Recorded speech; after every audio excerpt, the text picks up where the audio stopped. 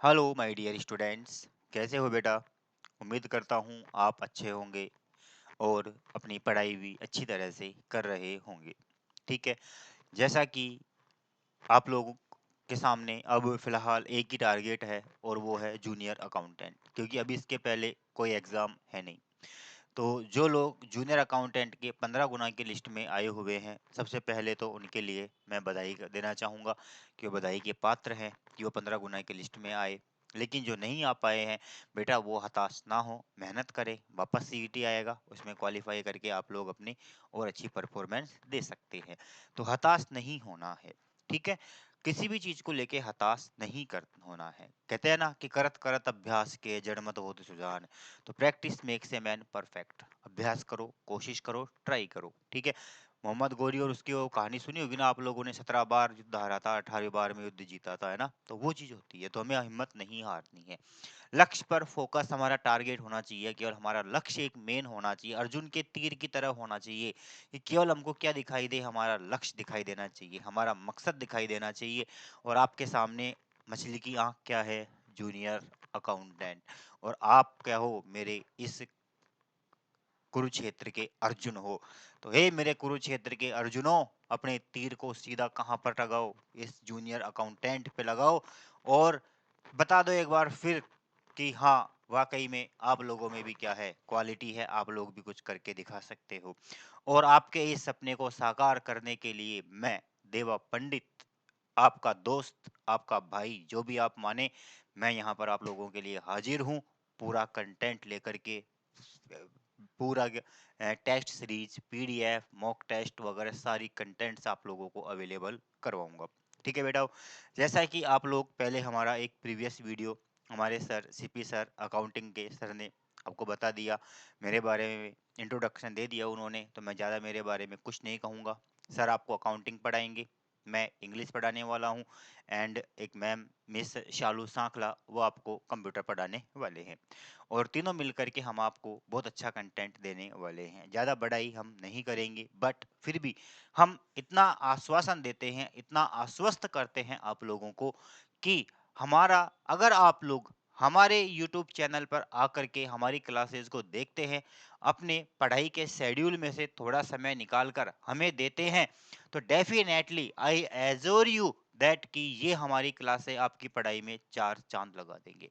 आपको वो कंटेंट मिलेगा बेटा, वो मैटर आप लोगों को मिलेगा जो शायद आप लोगों ने कभी देखा नहीं होगा, कभी पढ़ा भी नहीं होगा। मेरा 15 साल का अनुभव जो मैंने देखा है वो कहता है कि ज़्यादा कोई टफ सिलेबस नहीं आता है। पहले जूनियर अकाउंटेंट का एग्ज़ाम आरपीएससी के द्वारा करवाया जाता था, बट इस बार एग्ज़ाम करवा रही है कौन? आरएसएसबी करवा रही है। ठीक है। तो आरएसएसबी का जो पेपर का जो स्टैंडर्ड होता है वो आरपीएससी से थोड़ा सा हाई लेवल का होता है। आरएमएसएसबी का पेपर आरपीएससी से टिपिकल होता है। आरपीएससी का एक फिक्स पैटर्न होता है, बट आरएमएसएसबी का कोई फिक्स पैटर्न नहीं होता है, वो किसी भी एक टॉपिक के ऊपर फोकस कर सकता है ना। तो आपको हताश नहीं होना है, कोई टेंशन नहीं, नो टेंशन, बिल्कुल बेफिक्र हो जाओ बेटा आप लोग। ठीक है ना। तो मैं देवा पंडित, 15 साल का मेरा टीचिंग का एक्सपीरियंस है इंग्लिश के अंदर। ज़्यादा कुछ नहीं कहूँगा, बट हाँ, 2013 में एक जूनियर अकाउंटेंट की वैकेंसी आई थी, जिसका एग्ज़ाम 2015 में हुआ था। और उस वक्त मैंने जूनियर अकाउंटेंट के 7 बैच जो है निकाले थे। और उन 7 बैचों में मैं ये सरस्वती के मंदिर में खड़ा होकर के झूठ नहीं बोलूँगा, मैं कह रहा हूँ कि जो मैंने बच्चों को पढ़ाया था, जो मैंने बच्चों के नोट्स कॉपी में तैयार करवाए थे, उनमें 25 में से 8 से 10 क्वेश्चन एज इट इज उनकी कॉपी में से छपे हुए आए थे। मतलब यूं कि यो क्वेश्चन छपा हुआ मिल गया था।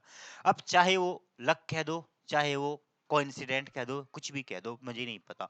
मैंने तो केवल पढ़ाया था, बट जब बच्चों ने फोन करके बताया कि सर आपका तो क्वेश्चन ही यूं कि यूं पेपर में आया हुआ है, तो बोर्ड के अंदर भी मेरे साथ ऐसा ही हुआ, कॉलेज एग्जाम के अंदर, कॉलेज एजुकेशन में ऐसा होता है कि जो पढ़ाता हूँ वो सरस्वती का आशीर्वाद ऐसा है कि जो मैं बच्चों को कंटेंट देता हूँ ना बेटा, उससे बाहर पेपर जाता ही नहीं है, क्योंकि अपना पढ़ाने की अप्रोच ही क्या है, इस लेवल की है। तो मैं ज्यादा बड़ाई नहीं करूंगा आप लोगों की। ठीक है, सीधा सा है कि आपका target junior accountant, junior accountant के अंदर आप लोगों को बेटर परफॉर्मेंस देनी है, अपने टारगेट पर अपने आप को फोकस रखना है। समय बहुत कम है, पढ़ाई बहुत ज्यादा है, इसलिए आप लोगों को केवल और केवल कंसंट्रेट करना है किसके ऊपर? अपने अकाउंटेंट के। जानता हूं मैं कि सबसे ज्यादा प्रॉब्लम जो बच्चों को आती है वो आती है इंग्लिश के अंदर। राजस्थान की सबसे बड़ी समस्या क्या है? इंग्लिश की है, क्योंकि मुझे 15 साल का अनुभव रहा है कॉलेज एजुकेशन के अंदर। मैं रहा हूँ कॉलेज के बच्चों को, मैंने देखा है कि वो बच्चे बीए कर लेते हैं, ग्रेजुएशन कर लेते हैं, लेकिन उसके बावजूद भी उनका इंग्लिश का जो सेक्शन है ग्रामेटिकल, वो क्या रह जाता है? बहुत पुअर रह जाता है। क्यों रह जाता है? क्योंकि वो 10वीं 12वीं क्लास तक अंग्रेजी पर इतना फोकस नहीं कर पाते हैं। कुछ हमारे शिक्षा विभाग की कमियां हैं, क्योंकि उन्होंने पहले ग्रामेटिकल पोर्शन काफी ज्यादा हुआ करता था। एनसीईआरटी के बाद ग्रामेटिकल थोड़ा कम हो गया, तो ग्रामर पे पकड़ वैसे कमजोर हो गई। इस वजह से ग्रामेटिकल हमारी कमजोर रह गई। तो आपकी इसी कमजोरी को, इसी कमी को दूर करने के लिए आपका भाई, आपका दोस्त देवा पंडित यहाँ पर आपके सामने उपस्थित है, जूनियर अकाउंटेंट की क्लास लेकर के, जहां पर आपको मिलेगा पूरा कंटेंट एकदम फ्री। बिल्कुल हाँ भाइयों, एकदम कंप्लीट फ्री कंटेंट मैं आप लोगों को अवेलेबल करवाऊंगा। और जो मैं आपको दूंगा उसमें आपके नोट्स होंगे पीडीएफ फॉर्म में, ठीक है, नोट्स प्रोवाइड करवाऊंगा। आपकी टेस्ट सीरीज होंगी, ठीक है, वीकली टेस्ट होगा, टॉपिक वाइज टेस्ट होगा, टॉपिक वाइज टेस्ट होगा, एंड मिसलीनियस टाइप के क्वेश्चंस मैं आप लोगों को करवाऊंगा। मिसलीनियस मींस अलग अलग तरह के क्वेश्चंस। पिछले यहां तक कि 10 साल के अंदर राजस्थान में अंग्रेजी के जितने भी पेपर हुए हैं, जिस भी परीक्षा में अंग्रेजी आई है, जिस भी एग्जाम में इंग्लिश के क्वेश्चन आए हैं, वो 10 सालों के अंग्रेजी के सारे क्वेश्चंस मैं आप लोगों को सॉल्व करवाऊंगा, और डेफिनेट उन्हीं में से घूम फिर के आपको पेपर मिल जाएगा।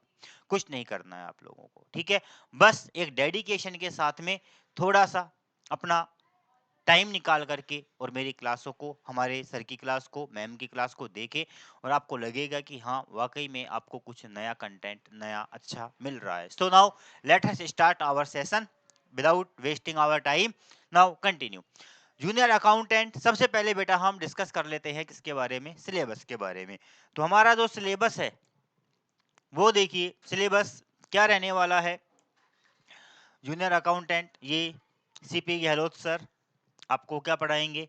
अकाउंटेंट के बारे में। अकाउंट, इनका वीडियो आप देख चुके हो, बहुत अनुभवी हैं। 2009 से जोधपुर में एस के गौरव इंस्टीट्यूट के नाम से इनकी संस्था चल रही है, और इन्होंने काफ़ी सीए, सीपीटी, बीकॉम, एमकॉम के बैच निकाले हैं, और इनके स्टूडेंट्स काफ़ी सीए भी आज बने हुए हैं। उनके ही छोटे भाई बहनों की डिमांड आई कि सर हमारे लिए कुछ करो, कुछ करो। तो काफ़ी स्टूडेंट्स की डिमांड पर सर ने और मैंने मिलकर ये एक मुहिम तैयार की कि आप लोगों को नया कंटेंट दिया जाए, ठीक है। तो ये हमारे सर हैं सीपी सर, जो आपको अकाउंटिंग पढ़ाएंगे, ठीक है बेटा।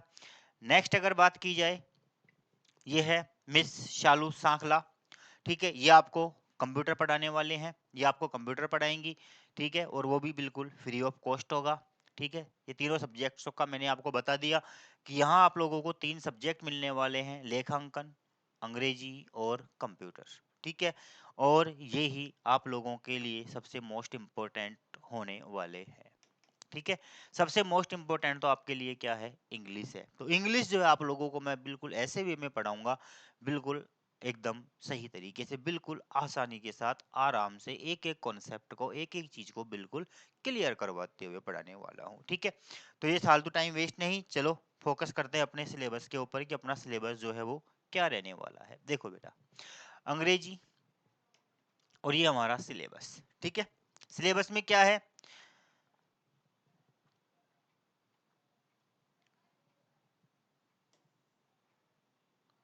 Syllabus, syllabus, syllabus, syllabus. हम्म हम्म, देखो बेटा, सबसे पहला टॉपिक है हमारा टेंस। आप लोग काफी पढ़ा है टेंसों के बारे में, छठी में, सातवीं में, आठवीं में, नवीं में, 10वीं में, काफी पढ़ा हुआ है, कॉमन टॉपिक है, हर क्लास के अंदर आता है, ज्यादा टेंशन लेने की आवश्यकता नहीं है। क्वेश्चन कैसे पूछे जाएंगे? दो तरीके से इसमें क्वेश्चन आएंगे आपके, दो तरीके से क्वेश्चन पूछे जाएंगे। एक तो आपके होंगे एमसीक्यू टाइप में, एमसीक्यूज तो क्या सारे ही होंगे, बट एक तो होगा आपका क्या, वर्ब का, जो 10th क्लास तक आता है करेक्ट फॉर्म ऑफ वर्ब के रूप में, और दूसरा जो आएगा वो आएगा ट्रांसलेशन के रूप में। दो तरीके से टेंस के क्वेश्चन आप लोगों से पूछे जाएंगे।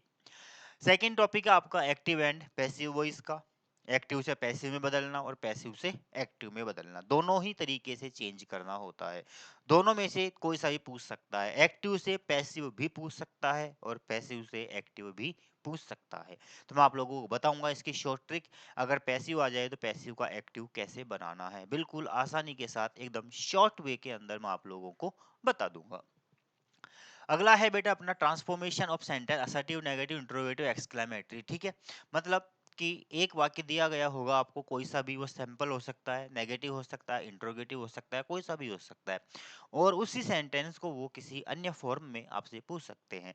सिंपल सेंटेंस देकर के उसका एक्सक्लेमेटरी बनवाया जा सकता है, इंटरोगेटिव देकर के उसका या नेगेटिव बनवाया जा सकता है, नेगेटिव देख करके उसका इंपेरेटिव बनवाया जा सकता है। तो वो क्या है, आपका सेंटेंसों का ट्रांसफॉर्मेशन होगा। अगला जो है बेटा आपका आर्टिकल और डिटरमिनर्स है। आर्टिकल ए एन द और determiner some any much many adjectives होते हैं ये सारे के सारे। तो एक टॉपिक ले लूंगा मैं एडजेक्टिव्स का, कंप्लीट पूरा एडजेक्टिव का ही टॉपिक ले लूंगा मैं। तो उसमें आपके 4-5 टॉपिक कवर हो जाएंगे एक टॉपिक में एडजेक्टिव में, ठीक है, क्योंकि आर्टिकल और डिटरमाइनर क्या है, एडजेक्टिव का ही पार्ट है। तो मैं एडजेक्टिव जो है आप लोगों को एक पूरा कंप्लीट पढ़ा दूंगा एडजेक्टिव का, और उस एडजेक्टिव के अंदर आपको सारा कंटेंट मिल जाएगा। ठीक है, पहला टॉपिक तो आपको आर्टिकल का मिल जाएगा, डिटरमिनर का मिल जाएगा, और एक देख रहे होंगे आप इस सिलेबस के अंदर, ये देखिए डिग्रीज ऑफ एडजेक्टिव, ये टॉपिक भी आप लोगों को यहीं पर मिल जाएगा। तो ये एक टॉपिक एडजेक्टिव एडजेक्टिव आपके कितने टॉपिक कवर कर लेगा, 3 टॉपिक कवर कर लेगा, कोई दिक्कत नहीं है, नो प्रॉब्लम। ठीक है बेटा, डिटरमिनर्स हो गए। अगला है आपका प्रीपोजिशन। प्रीपोजिशन में दो तरह के होते हैं, एक तो होते हैं नॉर्मल प्रीपोजिशन और एक होते हैं हमारे फिक्स प्रीपोजिशन, वर्ब के साथ, एडजेक्टिव के साथ, नाउन के साथ, अलग अलग तरह के साथ अलग अलग फिक्स प्रीपोजिशन के क्वेश्चंस आते हैं।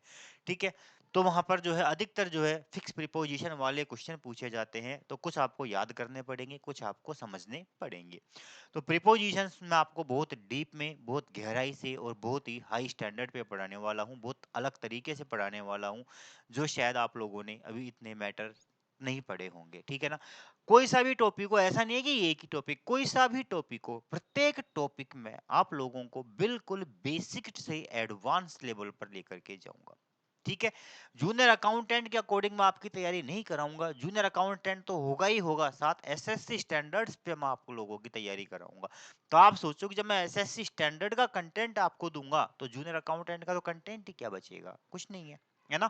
तो मैं आप लोगों को बिल्कुल बहुत हाई स्टैंडर्ड पे लेकर के जाने वाला हूँ। कुछ मेरे परिचित स्टूडेंट्स भी इस वीडियो को देख रहे होंगे तो जानते होंगे मुझे कि मेरा पढ़ाने का मेथड क्या होता है, तो वो बहुत देखेंगे, मेरे काफी वीडियो यूट्यूब पर है। ठीक है ना, वो मैंने थोड़ा सा वैसे ही डाले थे पब्लिसिटी के लिए, नॉर्मली वे में, केवल वैसे उनका कोई वो नहीं था खास, मेरा मैंने बस वैसे ही डाल दिए थे। बट यहाँ पर जो है मैं आप लोगों को बिल्कुल प्रॉपर एक ऐसे नए अंदाज में पढ़ाऊंगा, बिल्कुल नए अंदाज में आप लोग अंग्रेजी पढ़ेंगे यहाँ पर, और आपको लगेगा कि हाँ वाकई में कोई क्लास है यूट्यूब पर, जो कोई देवा पंडित सर है उन्होंने हमको पढ़ाया है। और एग्जाम का जब पेपर आपके सामने आएगा तो आप केवल अपने इस भाई को याद करोगे कि देवा पंडित सर नमस्कार। और पेपर दे करके बाहर निकलने के बाद डेफिनेट आप मेरे यूट्यूब चैनल पर कमेंट करोगे या मुझे कॉल करके कहोगे कि सर आपके पढ़ाए हुए क्वेश्चंस में से, आपके पढ़ाए हुए कंटेंट में से 80% हमको पेपर में मिल गया।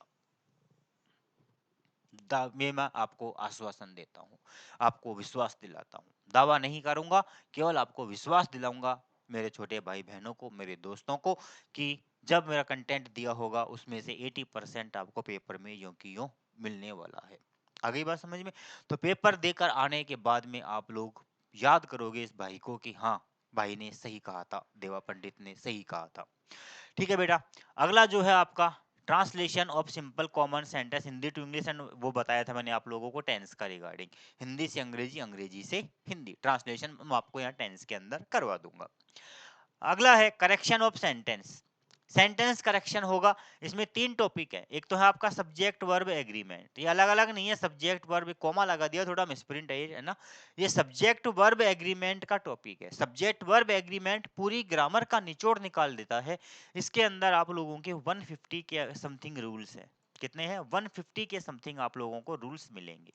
तो यहाँ पर जो है सब्जेक्ट वर्ब एग्रीमेंट के अंदर नाउन भी आ जाता है, पार्ट्स ऑफ स्पीच आ जाएंगे पूरे आपके, नरेशन के टॉपिक आ जाते हैं, वॉइस आ जाते हैं, प्रीपोजिशन आ जाते हैं, मॉडल आ जाते हैं, सारे कुछ टेंसेज आ जाते हैं। तो सारे काफी सारे टॉपिक है जो सब्जेक्ट वर्ब एग्रीमेंट के अंदर इंक्लूड हो जाते हैं। डिग्री एडजेक्टिव में आ जाएगा। कनेक्टिव्स कंजंक्शंस जो होते हैं हमारे वो रॉन्गली यूज्ड, गलत शब्द दिए गए होंगे उनमें सही छांटा जाएगा या सही गलत छांटा जाएगा। आता है ना पेपर में क्वेश्चन, देखा हो जिन्होंने पहले कोई पेपर दिया हो उन्होंने देखा होगा कि 4 ऑप्शन दिए गए होते हैं, चारों में से या तो वो सही मीनिंग पूछता है या गलत पूछता है, तो आपको उनमें से एक का क्या करना है, सिलेक्शन करना है, ऑप्शन सेलेक्ट करना है। Glossary of official technical term with Hindi version दे है ना, ठीक है। तो यहाँ पर कुछ ऑफिशियल वर्ड्स दिए गए होंगे, टेक्निकल वर्ड्स दिए गए होंगे जो दफ्तरी भाषा के अंदर ऑफिशियल लैंग्वेज में, या एक तरह से हम कह सकते हैं कॉन्स्टिट्यूशनल लैंग्वेज हो सकती है, ऑफिशियल लैंग्वेज हो सकती है, लीगल लैंग्वेज हो सकती है, तो किसी भी तरह की लैंग्वेज हो सकती है।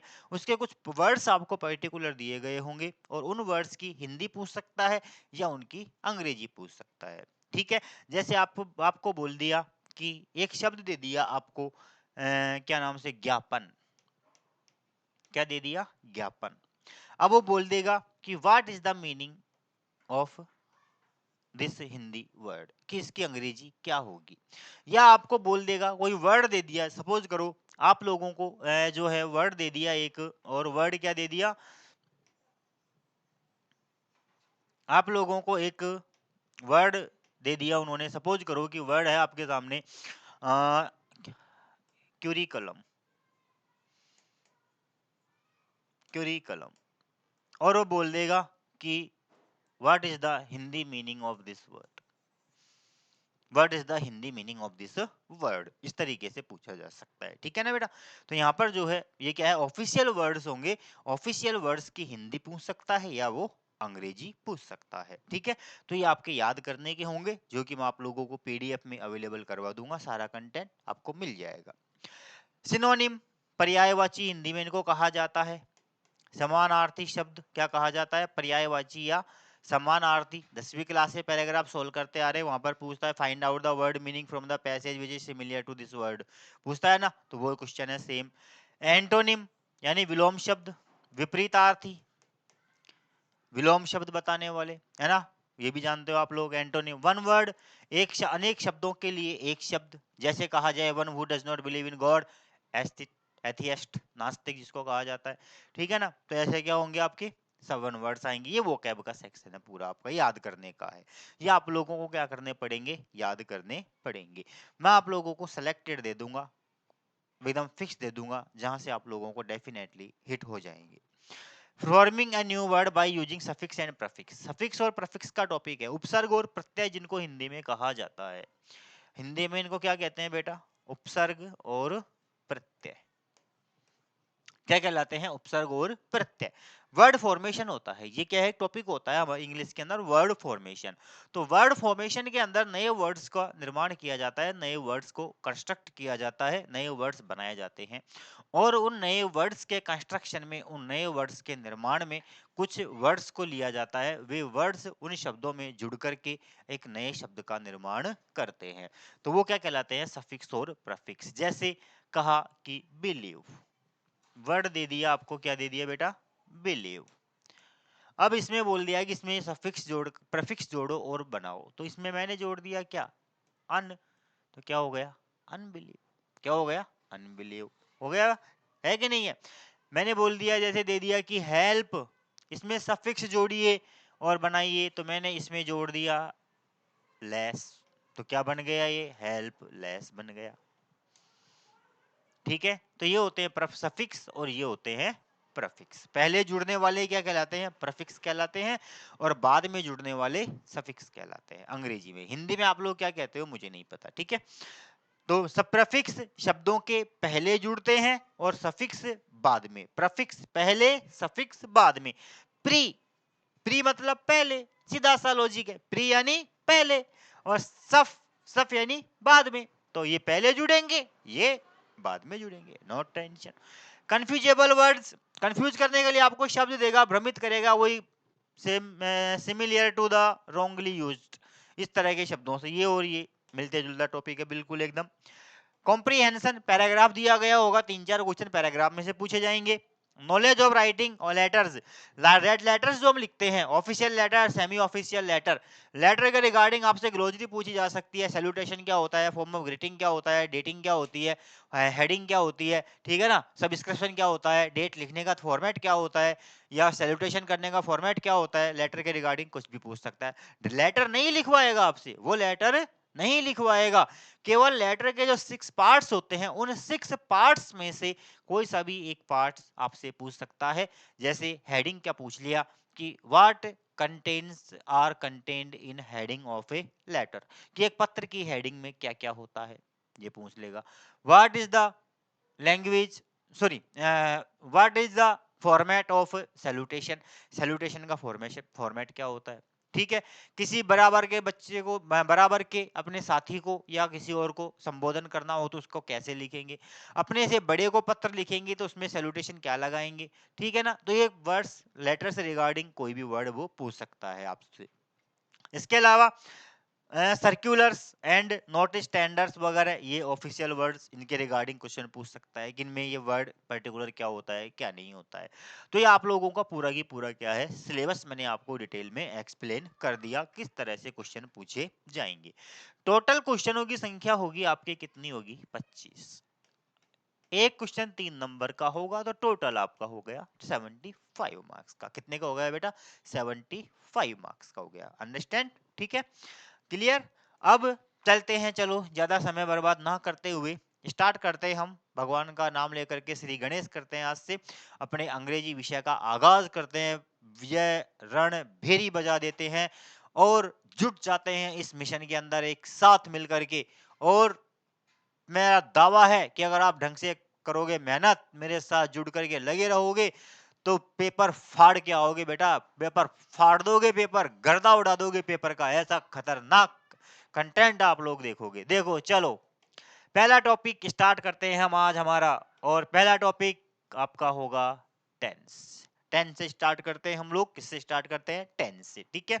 क्योंकि अधिकतर लोगों की अवधारणा होती है, धारणा होती है, एक शुरू से ही जो है बच्चे के दिमाग में डाल दिया जाता है कि टेंस के बिना अंग्रेजी नहीं सीख सकते हैं, टेंस के बिना अंग्रेजी नहीं आ सकती है। तो ऐसा कुछ भी नहीं होता है बेटा, टेंस के बगैर अंग्रेजी नहीं सीखी जा सकती, ये सब गलत बातें हैं। टेंस के बिना भी अंग्रेजी सीख सकते हैं। आप में से 90% लोगों को टेंस नहीं आते, लेकिन फिर भी आप अंग्रेजी जानते हो ना, जानते हो नहीं जानते हो, पढ़ते हो, अनुवाद करते हो, टेंस नहीं आते हैं फिर भी आपको। तो टेंस आना जरूरी नहीं है। अंग्रेजी की आधारशिला होती है पार्ट्स ऑफ स्पीच।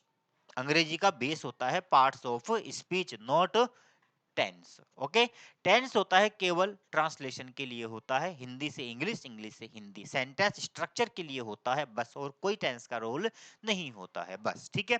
तो टेंस के बारे में हम डिस्कस करेंगे। हमारा टॉपिक आज टेंस, हिंदी में जिसको कहा जाता है बेटा क्या, काल। क्या कहा जाता है, काल कहा जाता है, ठीक है। अब इस टॉपिक के अंदर हम क्या क्या पढ़ेंगे, what we shall read in this topic. Tense के अंदर मैं आप लोगों को क्या क्या पढ़ाऊंगा, देखो आप लोग, ठीक है। टेंस में जो मैं आप लोगों को पढ़ाने वाला हूं वो देख लीजिए क्या क्या है। मैं आप लोगों को टेंस का इंट्रोडक्शन, कि टेंस क्या होते हैं क्या नहीं होते हैं, बेसिक इसका कंसेप्ट समझाऊंगा टेंस का, ठीक है। Concept and difference between time and tense. आपने देखा होगा किताबों के अंदर टाइम एंड टेंस दिया गया होता है, या केवल टेंस दिया गया होता है। तो टाइम और टेंस, ये दोनों के कॉन्सेप्ट को आपको मैं क्लियर करूंगा कि टाइम क्या होता है और टेंस क्या होता है, टाइम में टेंस में क्या डिफरेंस है, क्या कॉन्सेप्ट है दोनों का। तो दोनों का कॉन्सेप्ट जो है मैं आप लोगों से डिस्कस करूंगा, ये चीज मैं आप लोगों को क्लियर कर दूंगा, ठीक है बेटा। देखो आगे, detail study of each tense, प्रत्येक टेंस को मैं आपको डिटेल में पढ़ाऊंगा, एक एक बारीकी से एक एक चीज बताऊंगा, जहां से भी क्वेश्चन आ सकता है वो सारा कंटेंट आपको लिखाऊंगा, जहां से भी क्वेश्चन पूछ सकता है वो पूरा की पूरा यूं की यूं आपको बताऊंगा। Different sentence patterns and structures, अलग अलग तरह के वाक्यों के स्ट्रक्चर बताऊंगा, अलग अलग सेंटेंसों के पैटर्न बताऊंगा, सेंटेंस कैसे बनाते हैं, ठीक है, वो आपका चलेगा। वेरियस सेंटेंसेस ट्रांसफॉर्मेशन, अलग अलग तरह के सेंटेंसों का ट्रांसफॉर्मेशन बताऊंगा, हिंदी अंग्रेजी, अंग्रेजी से हिंदी वगैरह सारा ट्रांसलेशन आप लोगों को यहाँ पर मैं बताने वाला हूँ। मिसलिनियस क्वेश्चंस प्रैक्टिस, और अलग अलग प्रकार के क्वेश्चनों की आपको प्रैक्टिस भी कराऊंगा, जिसमें एमसीक्यूज भी होंगे और एरर टाइप के भी होंगे, ठीक है, क्योंकि क्वेश्चन एरर के भी पूछ लिए जाते हैं और एमसीक्यूज तो आते ही आते हैं। तो एरर और एमसीक्यू बेस्ड आप लोगों को प्रैक्टिस सेट भी मैं करवाने वाला हूं। तो ये सारा की सारा कंटेंट आपको किस में मिलने वाला है बेटा, मेरी इस टेंस की क्लास में आपको ये सारा कंटेंट मिलने वाला है। आ गई बात समझ में? चलो कंटिन्यू करते हैं। गणेश जी का नाम लेकर के बोलो गणेश जी की जय। बोल दो एक बार गणेश जी की जय। चलो बोल दी जय लो साहब। टेंस आ गया। टेंस, चलो टेंस में देखिए time and tense. Time and tense दोनों डिफरेंट कॉन्सेप्ट होते हैं, both are different concept.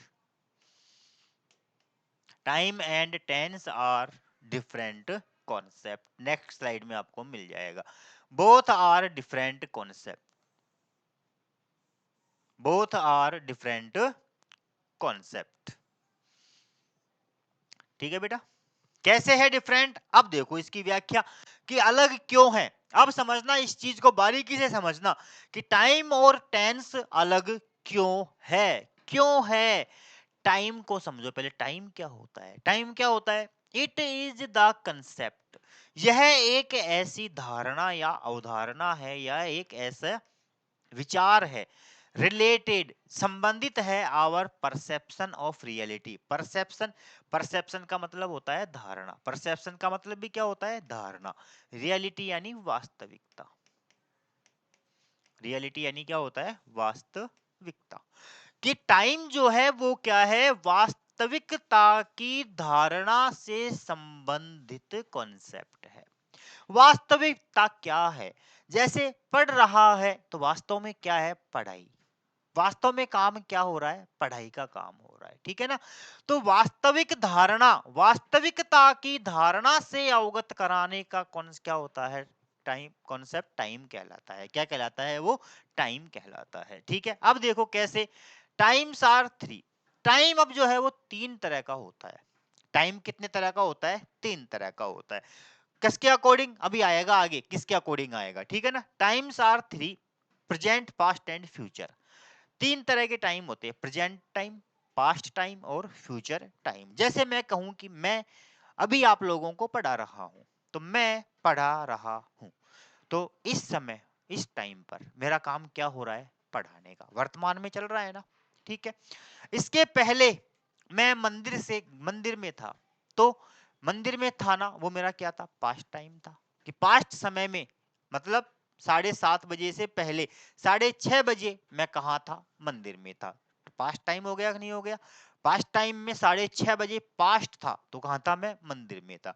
Future यानी भविष्य, आने वाला, 7:30 के बाद 8 बजे आपकी क्लास ऑफ करने के बाद मैं ऑफिस में जाकर के बैठूंगा, चाय पीऊंगा या कहीं बाहर घूमने टहलने जाऊंगा, तो वो मेरा क्या होगा? वो फ्यूचर टाइम होगा। क्या होगा? वो मेरा फ्यूचर टाइम होगा। तो टाइम कितने होते हैं? तीन होते हैं। टेंस की बात नहीं कर रहे हैं, टेंस और टाइम में समझना। ठीक है ना? यहाँ पर बहुत काम की चीज है आप लोगों के लिए, क्योंकि कई लोग क्या टाइम और टेंस के कॉन्सेप्ट को नहीं समझा पाते हैं। ठीक है ना? तो वो चीज है कि टाइम क्या है? वास्तविकता, अर्थात व्हाट एक्शन, क्या एक्शन हो रहा है, उस एक्शन को बताने की, वास्तविकता को बताने का कॉन्सेप्ट क्या कहलाता है? टाइम कहलाता है। क्या कहलाता है? वो टाइम कहलाता है। और टाइम जो है वो क्या होता है? तीन होते हैं। टाइम कितने प्रकार का होता है? तीन प्रकार का होता है। कितने प्रकार का होता है टाइम? तीन प्रकार का। ठीक है। अगला देखो टेंस का। अब टेंस का difference. Tense is a grammatical category. Tense क्या है? केवल एक ग्रामर की एक कैटेगरी है, ग्रामर की एक अलग से एक शाखा है ना? ग्रामर की एक ब्रांच है, ग्रामर का एक टॉपिक है टेंस। विच, जो कि verb inflection, verb inflection, inflection का मतलब होता है परिवर्तन। इनफ्लेक्शन का मतलब क्या होता है? परिवर्तन या चेंज, जो भी आप कह सकते हैं। क्रिया के परिवर्तन से संबंधित है। एंड एक्सप्रेसेज, और यह बताता है कि एन इवेंट और एक्शन, कोई कार्य या घटना कब घटित होती है, फ्लो ऑफ टाइम के संबंध में। कि इस टाइम के संबंध में कोई कार्य, कोई एक्शन कब हुआ है, उसको कौन बताता है? टेंस बताता है। उसको कौन बताता है बेटा? टेंस बताता है। आ गई बात समझ में? कि टाइम तो क्या है? वास्तविकता से अवगत कराने की अवधारणा है कि वास्तव में क्या हुआ है और क्या नहीं हुआ है। तीन तरह का टाइम है, प्रेजेंट, पास्ट और फ्यूचर, कि प्रेजेंट में क्या है, पास्ट में क्या था, फ्यूचर में क्या होगा, ठीक है। और टेंस क्या होता है कि टेंस जो है एक ग्रामेटिकल की, एक ग्रामर की एक अवधारणा है, ग्रामर का एक टॉपिक है जो कि वर्ब इन्फ्लेक्शन को शो करता है, वर्ब में आने वाले चेंजेस, वेरिएशन को बताता है, वर्ब में होने वाले चेंज को बताता है, एक्शन को बताता है कि कोई घटना या कोई कार्य कब हुआ, कैसे हुआ। इस चीज को बताने वाली टर्म को हम क्या कहते हैं, टेंस कहते हैं। क्या कहते हैं, टेंस कहते हैं। आप समझो एक चीज को, ठीक है।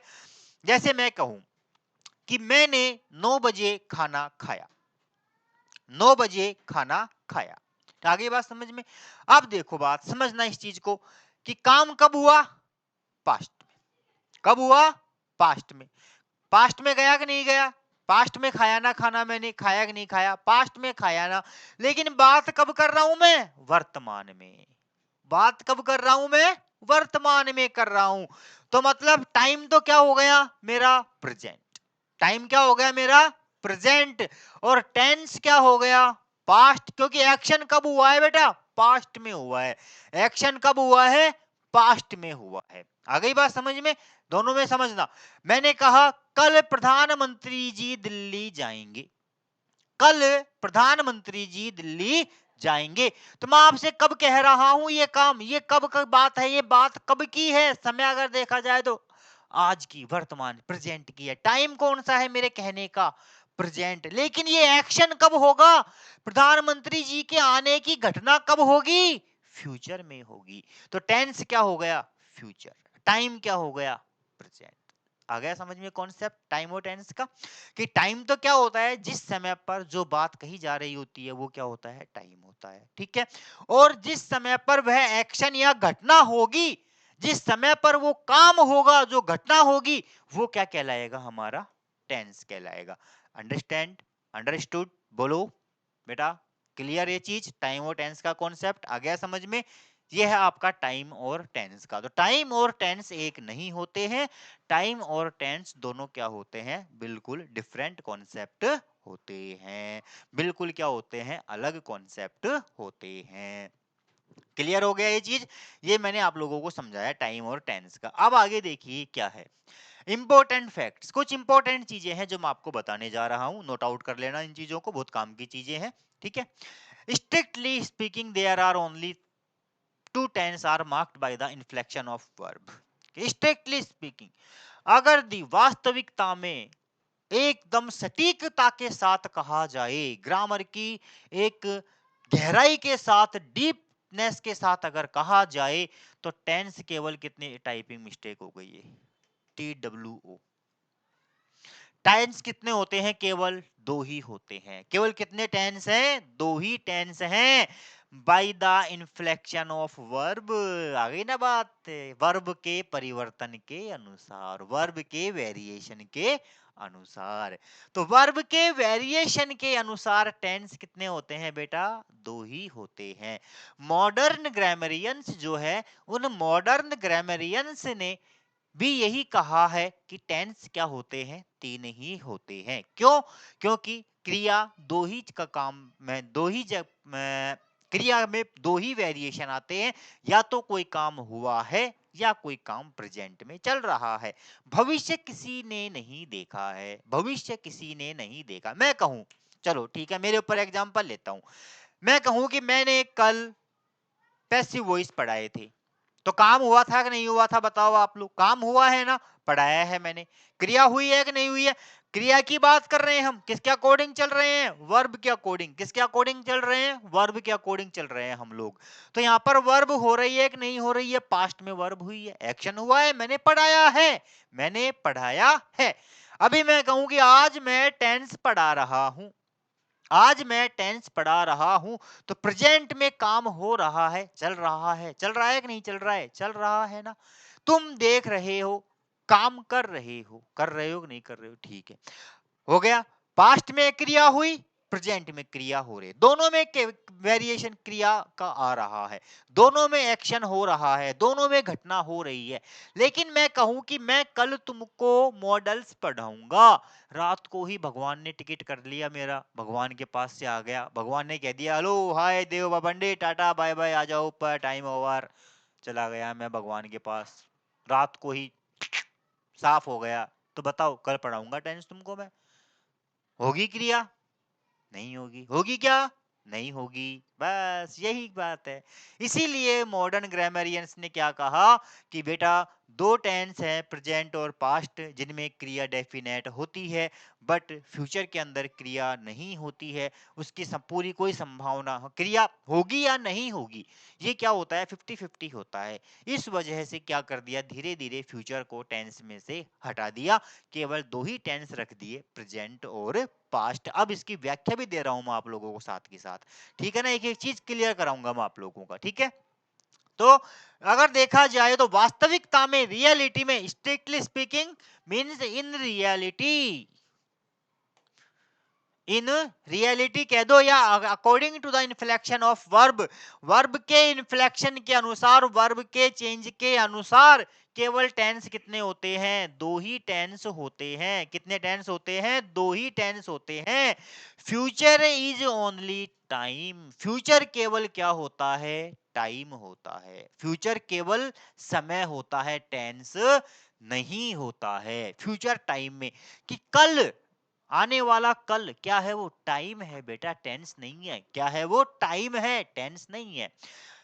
नॉट ए टेंस, टेंस नहीं है। बिकॉज, क्योंकि मॉडर्न ग्रामरियंस एग्री, मॉडर्न आधुनिक व्याकरणाचार्य सहमत हैं कि there are only two tenses, कि यहां पर केवल क्या है, दो ही टेंस हैं। मॉडर्न ग्रामरियंस कहते हैं कि वास्तव में टेंस कितने हैं, केवल दो ही हैं। अगर आप ढंग की बुक पढ़ोगे, कोई केपी ठाकुर, प्रोफेसर बी के रस्तोगी, इसके अलावा ल्यूसेंट, मतलब कोई ऑथेंटिक अगर कोई ढंग की अच्छी बुक पढ़ोगे तो वहां पर आपको यही मिलेगा कि टेंस दो ही होते हैं, तीन नहीं होते हैं। टेंस कितने? दो ही होते हैं, ठीक है। कि फ्यूचर क्या है, केवल टाइम को शो करता है, ना कि टेंस को शो करता है, क्योंकि भविष्य किसी ने नहीं देखा है। पास्ट देखा है, प्रेजेंट देखा है, बट भविष्य किसी ने नहीं देखा है, इसलिए फ्यूचर कभी टेंस में नहीं जाता है, ठीक है। आगे देखो, अब आ रहा है लॉजिक क्या है, ये देखो आपके सामने। क्यों इन फ्यूचर? क्योंकि फ्यूचर में no verb inflection is seen, कि नो वर्ब, क्रिया की अवधारणा या क्रिया का वेरिएशन नहीं देखा जाता है। कि फ्यूचर के अंदर जो है क्रिया होगी या नहीं, इसके बारे में कोई श्योरिटी नहीं होती है, इसीलिए फ्यूचर को टेंस में लिया नहीं जाता। आ गई बात समझ में? क्लियर? बात हो गया क्लियर कि फ्यूचर में क्या होता है, वर्ब का इन्फ्लेक्शन नहीं आता है, वर्ब के घटित होने की संभावना नहीं होती है। अब होगी या नहीं होगी कोई नहीं कह सकता है, इसीलिए फ्यूचर को केवल क्या लिया गया है, टाइम लिया गया है, नॉट टेंस, ठीक है।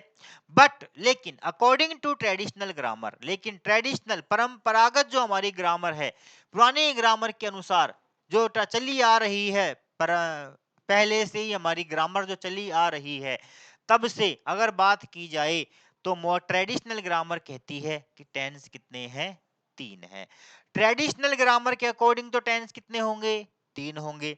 लेकिन मॉडर्न ग्रामर के अकॉर्डिंग टेंस कितने होंगे, दो होंगे। मॉडर्न ग्रामर के अकॉर्डिंग टेंस कितने होंगे, दो होंगे। और ट्रेडिशनल ग्रामर के अकॉर्डिंग टेंस कितने होंगे, तीन होंगे, ठीक है। आ गई बात समझ में? क्यों नहीं है? टेंस दो ही होते हैं, फ्यूचर केवल क्या होता है, टाइम होता है, फ्यूचर टेंस नहीं होता है। फ्यूचर केवल क्या होता है, टाइम होता है, नॉट टेंस। आ गई बात समझ में?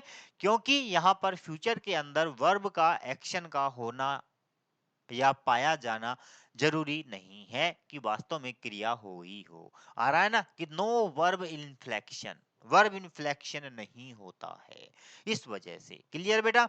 ये टाइम और टेंस का मैंने आपको बता दिया कि टाइम क्या होता है, टाइम जो कि हमें रियलिटी से अवगत कराए, वास्तविकता से अवगत कराए, रियल एक्शन से अवगत कराए, वो क्या होता है? टाइम होता है।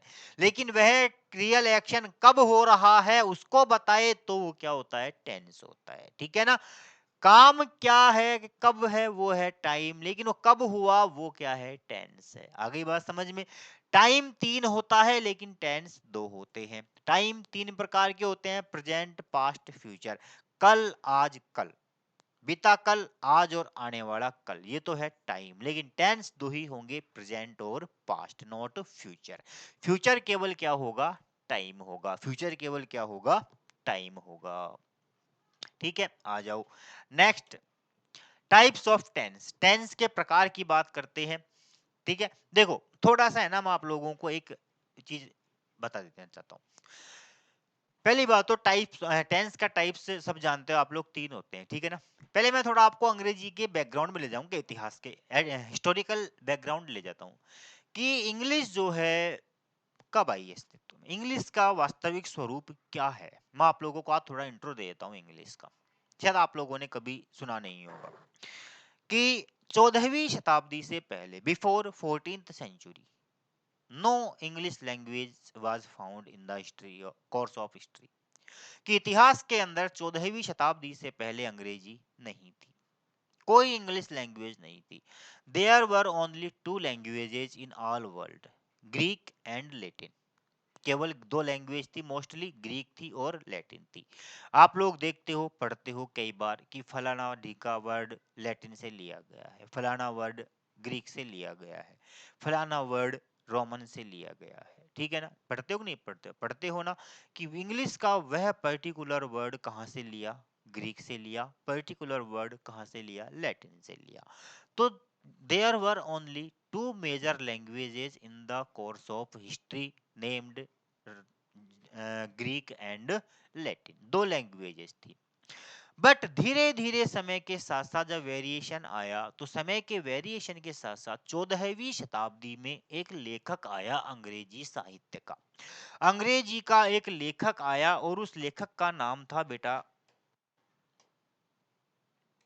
उस लेखक का नाम क्या था? जॉफरी चौसर। उस लेखक का नाम क्या था? जॉफरी चौसर। 14 ये आया था 15th सेंचुरी में, 1400 के आसपास आया था ये। ठीक है ना? 14वीं और 15वीं शताब्दी के, 14वीं के अंत में और 15वीं के प्रारंभ की बात है ये। ठीक है ना? जोफरी चौसर नाम का एक अंग्रेज आया, एक राइटर आया, और उसने हमें अंग्रेजी से इंट्रोड्यूस करवाया।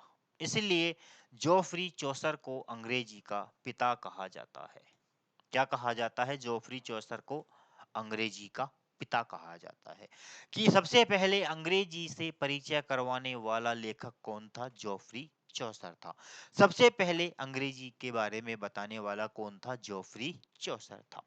उस समय की बात की जाए तो उस समय अंग्रेजी अपने बिल्कुल बिगड़े हुए रूप में थी। जो अंग्रेजी हम आज पढ़ रहे हैं वैसी अंग्रेजी उस समय नहीं थी। जो लिटरेचर के स्टूडेंट्स अगर मेरा वीडियो देख रहे हैं, जो लिटरेचर के स्टूडेंट्स क्लास देख रहे हैं, उन लोगों ने डन, जॉन डन पढ़ा होगा। ठीक है? इसके अलावा शेक्सपियर पढ़ा होगा, जॉनसन पढ़ा होगा, बेन जॉनसन, है ना?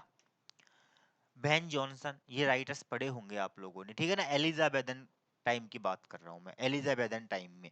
तो एलिजाबेथन टाइम के अगर आपने जो राइटर्स पढ़े होंगे तो इनकी जो अंग्रेजी लिखने की शैली थी ना, वो बिल्कुल अलग थी, अलग तरीके से लिखा था। जॉन डन ने सन, आज सन को लिखा था इसने SUNNE, इसका मतलब था सूर्य। ठीक है? गो को इसने लिखा था GOE, गो। आज हम इसको क्या लिखते हैं? GO, गो। हम क्या लिखते हैं? GO। लेकिन उस समय कैसे लिखा गया था? GOE। आज हम हाउस की मीनिंग क्या लिखते हैं बेटा? HOUSE लिखते हैं। लेकिन उस समय पर शुरुआत में जब अंग्रेजी आई थी तो हाउस को लिखा गया था क्या? HOSE। क्या लिखा गया था? HOSE लिखा गया था। तो ये अंग्रेजी का स्वरूप था उस समय जब अंग्रेजी अस्तित्व में आई थी। जब फर्स्ट अंग्रेजी से हमारा इंट्रोड्यूस करवाया गया था। तो उस समय क्या था, ये अंग्रेजी बहुत ज्यादा बिगड़े हुए रूप में थी। धीरे धीरे समय के अनुसार, according to the course of time, there many variations were found in English language. बहुत चेंजेस अंग्रेजी के अंदर आए और धीरे धीरे सुधार होते होते आज हम अंग्रेजी का वास्तविक स्वरूप क्या करते हैं, पढ़ते हैं। आज हम अंग्रेजी का वास्तविक स्वरूप क्या करते हैं, देखते हैं। तो आज जो हम अंग्रेजी पढ़ रहे हैं, शुरुआत में अंग्रेजी ऐसी नहीं थी। शुरुआत में अंग्रेजी बिल्कुल बिगड़े हुए रूप में थी। तो कहा जा सकता है कि इंग्लिश जो है वो एक रूट लैंग्वेज नहीं है, मूल भाषा नहीं है। जैसे हमारे हिंदी और संस्कृत क्या है, मूल भाषाएं हैं, इनकी उत्पत्ति हुई है, ये जननी है, ठीक है ना। लेकिन इंग्लिश जो है वो कोई जननी नहीं है। इंग्लिश की जननी लैटिन और ग्रीक है। इंग्लिश की जननी कौन है, लैटिन और ग्रीक है। तो लैटिन और ग्रीक भाषा के शब्दों का समावेश करके नई भाषा बनाई गई और उस भाषा को नाम दिया गया इंग्लिश। उस भाषा को नाम क्या दिया गया, इंग्लिश। और ये अंग्रेजी हमारे सामने कब आई थी, 14वीं शताब्दी में आई थी। 14वीं शताब्दी से पहले अंग्रेजी के बारे में कोई नहीं जानता था, कोई अंग्रेजी नहीं जानता था, केवल लैटिन और ग्रीक की ही बात होती थी। हम पढ़ते हैं ना कि रोमन, एरिस्टोटल, सोक्रेटोस, प्लेटो वगैरह ये सब क्या थे, ग्रीक थे, यूनानी थे। लैटिन वगैरह में लिखा था इन्होंने, इंग्लिश में नहीं थी इनकी रचनाएं। उनका बाद में क्या किया गया, ट्रांसफॉर्मेशन किया गया, ट्रांसलेशन किया गया वेरियस लैंग्वेजेस के अंदर। ठीक है बेटा। तो ये मैंने आपको थोड़ा सा हिस्टोरिकल बैकग्राउंड में लेकर के गया अंग्रेजी के में, कि अंग्रेजी कब आई थी और कब नहीं आई थी। ठीक है ना। धीरे धीरे मैं आप लोगों को पढ़ाऊंगा ग्रामर, अंग्रेजी का पूरा बेसिक का वो फंडा बताऊंगा मैं आप लोगों को, कि अंग्रेजी की छोटी इकाई क्या क्या क्या क्या होती है। सारा की सारा कंसेप्ट आपको बताऊंगा। मैं टॉपिक लूंगा सेंटेंस का, हालांकि आपके सिलेबस में नहीं है, फिर भी मैं आप लोगों को पढ़ाऊंगा, वो कंसेप्ट आपको मैं समझाऊंगा। ठीक है ना। तो देखो बेटा, सीधी सी बात है,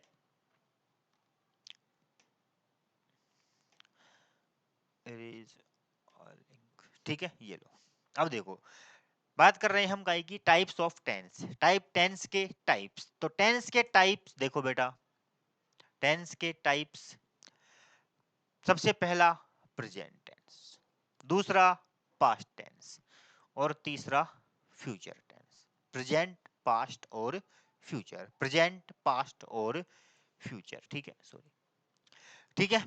टेंस कितने बताए थे, अभी हमने डिस्कस किया था ना काफी पिछली स्लाइड्स में, टाइम और टेंस के कॉन्सेप्ट के बारे में। टाइम तो 3 होते हैं लेकिन टेंस 2 ही होते हैं। लेकिन हम पढ़ रहे हैं कौन सी, पुरानी ग्रामर, ट्रेडिशनल ग्रामर। तो ट्रेडिशनल ग्रामर के कारण हमको कितने टेंस पढ़ने पड़ते हैं, 3 टेंस पढ़ने पड़ते हैं। अन्यथा वास्तविक में तो केवल कितने टेंस हैं, 2 ही टेंस है। वास्तविकता में अगर देखा जाए तो टेंस कितने हैं, केवल 2 ही टेंस हैं। कितने टेंस है बेटा, 2 ही टेंस हैं। ठीक है ना। तो वास्तव में अगर देखा जाए तो केवल एक तो प्रेजेंट टेंस है और एक हमारा पास्ट टेंस है। फ्यूचर क्या है, टाइम है। फ्यूचर क्या है, टाइम है।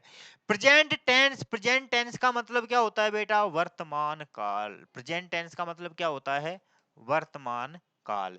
पास्ट टेंस का मतलब क्या होता है, भूतकाल। पास्ट टेंस का मतलब क्या होता है दोस्तों, भूतकाल। और फ्यूचर का मतलब क्या होता है मेरे मित्रों, फ्यूचर का मतलब होता है, फ्यूचर का मतलब क्या होता है बताओ, कौन बताएगा फ्यूचर का मतलब। फ्यूचर का मतलब होता है भविष्य काल। फ्यूचर का मतलब क्या होता है मेरे बच्चों, भविष्य काल। क्या होता है, भविष्य काल। ठीक है। 3 प्रकार के टेंस होते हैं modern, sorry, according to the traditional grammar there are 3 types of tenses. Number 1 present tense, number 2 past tense, number 3 future tense. वर्तमान काल, प्रेजेंट, प्रेजेंट यानी जो हमारे सामने है, जो हमारे सम्मुख है, जो हम देख रहे हैं, वो क्या है, प्रेजेंट है, हमारा प्रेजेंट है। ठीक है ना। भगवान कृष्ण ने कहा है ना गीता में, भूत का पश्चाताप मत करो, भविष्य की चिंता मत करो, वर्तमान चल रहा है। कहा ना, भूत यानी बीता हुआ समय, भविष्य यानी आने वाला समय। इंसान इन्हीं में उलझ के रह जाता है, वर्तमान को नहीं देखता, या तो भविष्य में जीता है या भूत में जीता है, वर्तमान में कोई जीता ही नहीं। अगर वर्तमान में जीना चालू कर दे तो आदमी के आधे टेंशन तो वैसे ही खत्म हो जाए। तो वर्तमान को सुंदर बनाओ, भविष्य अपने आप सुंदर बन जाएगा। लेकिन हम वर्तमान के बारे में सोचते ही नहीं, मतलब भविष्य के बारे में सोचते हैं या भूतकाल के बारे में सोचते हैं। चलो छोड़ो, मैं आपको फिलोसॉफी में नहीं ले जाऊंगा, अंग्रेजी के अंदर चलेंगे हम लोग। ठीक है बेटा, प्रेजेंट यानी वर्तमान जो हमारे सामने है, जो हम देख रहे हैं, जो हम महसूस कर रहे हैं, वो हमारा क्या है? प्रेजेंट है। वो हमारा क्या है? वर्तमान है। हम पढ़ रहे हैं, वर्तमान। खाना खा रहे हैं, वर्तमान। गुरुजी हमारे सामने है, वर्तमान। लैपटॉप तुम्हारे सामने है, वर्तमान। जो हमारी आंखों के सामने है, जो अभी है, फिलहाल अभी हमारी आंखों के सामने उपस्थित है, वो क्या है? प्रेजेंट है। वो क्या है? प्रेजेंट है। भूतकाल जो गुजर गया, जा चुका, चला गया, अब लौट करके नहीं आने वाला, वो क्या होगा? भूतकाल होगा। वो क्या होगा? भूतकाल होगा। जो चला गया, गुजर चुका है, वो क्या है? भूतकाल है। कल आप लोग मूवी देखने गए थे, तो क्या था? कल गए थे ना, आज तो नहीं ना। गया ना वो समय, देख के आ गए आप लोग, खत्म हो गया वो चीज। खत्म हो गई कि नहीं हो गई? अब थोड़ी जाओगे वापस, मूड बन जाए, हो सकता है कि अच्छी लगे मूवी तो चले जाने का मूड बन जाए। लेकिन आज की बात करूं तो आज के संदर्भ में वो क्या हो गया? पास्ट हो गया। आज टाइम, प्रेजेंट टाइम के संदर्भ में अगर मैं कहूं, प्रेजेंट टाइम के सेंस में अगर मैं आप लोगों से बात करूं, तो वो घटना कब की है? पास्ट की है। यही तो होता है टाइम और टेंस। क्या हुआ? आ गया समझ में? यही तो होता है टाइम और टेंस का कॉन्सेप्ट मेरे बच्चों। टाइम और टेंस का कॉन्सेप्ट यही हो रहा है कि इस समय आप लोग कह रहे हो कि मैं कल मूवी देखने गया था, तो वो आपका पास्ट टेंस हो गया, लेकिन टाइम क्या है? प्रेजेंट है। क्योंकि आप कब कह रहे हो बात मुझसे? प्रेजेंट में। घटना कब हुई थी? पास्ट में। ये टाइम वो टेंस, ये टाइम वो टेंस, ये टाइम वो टेंस। समझ गए? बोलो, समझ गए? यस गुरुजी समझ गए। फ्यूचर टेंस यानी भविष्य। किसी ने नहीं देखा, देखा है किसी ने भविष्य? नहीं देखा। कोई नहीं देख सकता भविष्य में क्या होगा क्या नहीं होगा। मैं कहूं कि मैं कल दिल्ली जाऊंगा, रात को भगवान ने कह दिया देवा पंडित कमन, देवा पंडित आ जाओ, यमराज आ गया, रात को ले गया, चल बेटा चल, तेरा टाइम हो गया, गल्ला पढ़ा लिया तूने, बहुत पढ़ा लिया अंग्रेजी, ठीक है, चल अब ऊपर जाके अंबानी स्कूल खोलेंगे, यमलोक में नया विद्यालय बन रहा है, वहां तेरी आवश्यकता है। वो हो सकता है वहाँ आवश्यकता पड़ जाए मेरी यमलोक के अंदर अनपढ़ लोगों को अंग्रेजी पढ़ाने के लिए, कई होंगे जो अंग्रेजी पढ़ना चाहते हो सकता है यमराज ले जाए मेरे को। तो कल सुबह आपको क्या मिलेगी सूचना? स्वर्गीय देवेंद्र कुमार देवा पंडित क्या होगा? कल आपको नोटिस मिलेगा कि आपके देवा पंडित सर के आकस्मिक निधन के संदर्भ में अवकाश घोषित कर दिया है। तो क्या हुआ? फ्यूचर आया है क्या मेरा? नहीं आया ना। तो फ्यूचर होता ही नहीं है, फ्यूचर होता ही नहीं है। तो फ्यूचर के बारे में कोई नहीं कह सकता है कि फ्यूचर क्या होता है और क्या नहीं होता है। तो आज मैंने आप लोगों को यहाँ तक थोड़ा सा इंट्रो करवाया मेरी क्लास का, एक थोड़ा सा वो बताया मैंने आपको। इसी मोड में हम लोग सारे टॉपिक पढ़ने वाले हैं, इसी तरीके से हम लोग सारी चीजें देखने वाले हैं। ठीक है, तो मेरे प्यारे बच्चों, मेरे दोस्तों, मेरे मित्रों, मेरे सखाओं, मेरे भाइयों, जो भी आप लोग वीडियो देख रहे हैं, उन सभी लोगों से मेरा एक रिक्वेस्ट मान लो, भाई की तरफ से, दोस्त की तरफ से, कि आप लोग जो भी यदि वीडियो को देख रहे हैं, वो इस वीडियो को ज़्यादा से ज़्यादा लाइक, शेयर और सब्सक्राइब करें, ताकि आपके अन्य साथियों को भी, अन्य दोस्तों को भी क्या मिल सके? फायदा मिल सके, जो भी जूनियर अकाउंटेंट की तैयारी कर रहे हैं। देखो बेटा, एक ही ध्यान रखना है कि इंग्लिश जो है वो क्या है, पर्टिकुलर किसी एक एग्जाम को लेकर के नहीं होती है। और सब्जेक्टों में जरूर सब्जेक्ट सिलेबस के अकॉर्डिंग चल जाता है, बट इंग्लिश क्या है, एक ऐसा सब्जेक्ट है जो हर एग्जाम में क्या है, कॉमन होती है। टेंस आप लोग जूनियर अकाउंटेंट में भी पढ़ोगे तो पढ़ोगे, जो सेकंड ग्रेड की तैयारी कर रहा है वो भी टेंस पढ़ेगा, जो रीट की तैयारी कर रहा है वो भी टेंस पढ़ेगा, जो फर्स्ट ग्रेड की तैयारी कर रहा है वो भी टेंस पढ़ेगा, जो एलडीसी की तैयारी कर रहा है वो भी टेंस पढ़ेगा, जो आर डीएसएसबी की तैयारी कर रहा है वो भी टेंस पढ़ेगा। कोई सी भी ऐसी एग्जाम जिसमें आप बैठ रहे हो और उसमें अंग्रेजी आने वाली है, तो वहां टेंस आप पढ़ोगे ही पढ़ोगे। पढ़ोगे कि नहीं पढ़ोगे? पढ़ोगे ना। तो इंग्लिश क्या है, इंग्लिश के टॉपिक क्या है बेटा? कॉमन टॉपिक होते हैं। क्या होते हैं? कॉमन होते हैं। इसलिए अंग्रेजी क्या है, सबके लिए बराबर है। इंग्लिश के लिए कोई ये नहीं है भाई मैं नहीं पढ़ू वो। तो ज्यादा से ज्यादा आपके जो भी साथी हो, 10वीं का हो, 9वीं का हो, 11वीं का हो, 12वीं का हो, बीए का हो, जो भी हो, सबके लिए वही चीजें हैं।